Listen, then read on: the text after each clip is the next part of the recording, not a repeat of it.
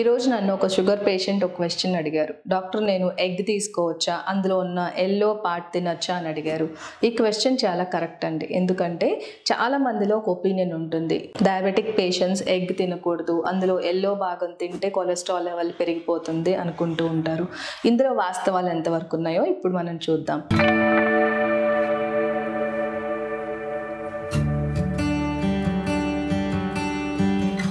ఒక medium size ఎగ్లో 70 calories వరకు ఉంటాయి. 6 grams of protein and 4 grams of fat ఉంటుంది. ఇందులో 200 milligrams వరకు కొలెస్ట్రాల్ లెవెల్ అనేది ఉంటుంది. విటమిన్ ఏ, డి, కే అధికంగా లభిస్తాయి. విటమిన్ ఏ వల్ల డయాబెటిక్ పేషెంట్స్లో కంటి ఆరోగ్యం మెరుగవుతుంది. విటమిన్ డి వీళ్ళ బోన్ హెల్త్కి చాలా అవసరం. ఇందులో ఐరన్, కాపర్, జింక్ అనే మినరల్స్ ఉండడం వల్ల బ్లడ్ తయారవడానికి కూడా ఎగ్ యోక్ సహాయపడుతుంది. ఎగ్ యోక్లో లుటిన్, జియాక్సాంథిన్ అనే కెరటినాయిడ్స్ ఉండడం వల్ల డయాబెటిక్ పేషెంట్స్లో కంటి సమస్యలు, age related macular degeneration, cataracts కూడా రాకుండా సహాయం చేస్తుంది. కాబట్టి షుగర్ పేషెంట్స్లో కంటి సమస్యలు మనం రాకుండా నివారించుకోవచ్చు.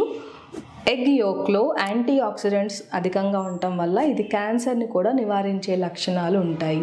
కానీ ఒక డయాబెటిక్ పేషెంట్ వాళ్ళు ఎగ్ యోక్ తీసుకున్నప్పుడు గుర్తుపెట్టుకోవాల్సింది, ఒక రోజులో వాళ్ళు 300 milligrams వరకే కొలెస్ట్రాల్ తీసుకోవాలి. కాబట్టి ఒక ఎగ్ మాత్రమే ఒక రోజులో తీసుకుంటే మంచిది. షుగర్ పేషెంట్స్ చేసే మిస్టేక్ ఎగ్ తీసుకునేటప్పుడు ఏంటి అంటే, ఒక ఎగ్ తీసుకోకుండా అది 2-3 ఎగ్స్ కలిపి ఆమ్లెట్గా తీసుకోవడము, లేకపోతే కర్రీ ఫామ్లో 4-5 eggs వాడడం. దానివల్ల ఎంత ఎగ్ తీసుకుంటున్నారో రెగ్యులేషన్ ఉండదు, కొలెస్ట్రాల్ లెవెల్ పెరిగిపోయి గుండె జబ్బులు వచ్చే అవకాశాలు కూడా ఉంటాయి. కాబట్టి రోజు లెక్క పెట్టుకొని ఒక బాయిల్డ్ ఎగ్ డయాబెటిక్ పేషెంట్ తీసుకుంటే వాళ్ళకి ఎటువంటి ఆరోగ్య సమస్యలు రాకుండా ఉంటాయి. డయాబెటిక్ పేషెంట్స్ వాళ్ళు తీసుకునే ఆహారంలో కొలెస్ట్రాల్ లెవెల్ మరియు ఫ్యాట్ కంటెంట్ చెక్ చేసుకోవడం చాలా ముఖ్యం. ఎందుకంటే డయాబెటిక్స్లో ఎల్డిఎల్ కొలెస్ట్రాల్ మరియు హెచ్డిఎల్ కొలెస్ట్రాల్ మధ్య బ్యాలెన్స్ దెబ్బతింటుంది.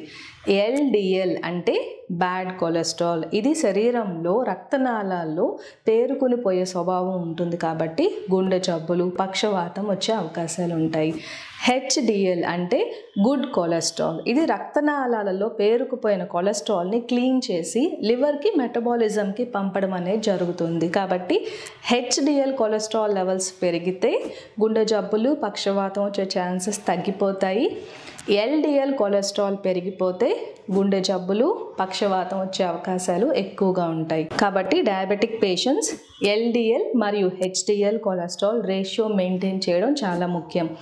LDL cholesterol 100 milligrams per deciliter లోపు ఉంటే మంచిది. హెచ్డిఎల్ కొలెస్ట్రాల్ కనీసం 40 నుంచి 50 పై వరకు ఉంటే మంచిది డయాబెటిక్ పేషెంట్స్లో. ఎల్డిఎల్ కొలెస్ట్రాల్ని పెంచేసే ఆహార పదార్థాలు ఎక్కువగా ఆయిల్ తీసుకోవడం, గీ, డీప్ ఫ్రైడ్ ఐటమ్స్లో ట్రాన్స్ ఫ్యాట్స్ ఎక్కువగా ఉంటుంది. వీటిని సాచ్యురేటెడ్ ఫ్యాట్స్ అంటాము. Organ meet, non vegetarian food ఎక్కువగా తీసుకునే వాళ్ళల్లో కూడా ఎల్డిఎల్ కొలెస్ట్రాల్ లెవెల్ పెరిగిపోయే అవకాశం ఉంటుంది. హెచ్డిఎల్ కొలెస్ట్రాల్ని పెంచే ఆహార పదార్థాలు నట్స్, వాల్నట్స్, ఆల్మండ్స్, ఫైబర్ ఎక్కువగా ఉన్న ఆహార పదార్థాలు తీసుకున్నా కూడా హెచ్డిఎల్ కొలెస్ట్రాల్ పెరుగుతుంది. రెగ్యులర్గా వాకింగ్ చేస్తే కూడా గుడ్ కొలెస్ట్రాల్ అంటే హెచ్డిఎల్ పెరిగే అవకాశాలు డయాబెటిక్ పేషెంట్స్లో ఉంటాయి.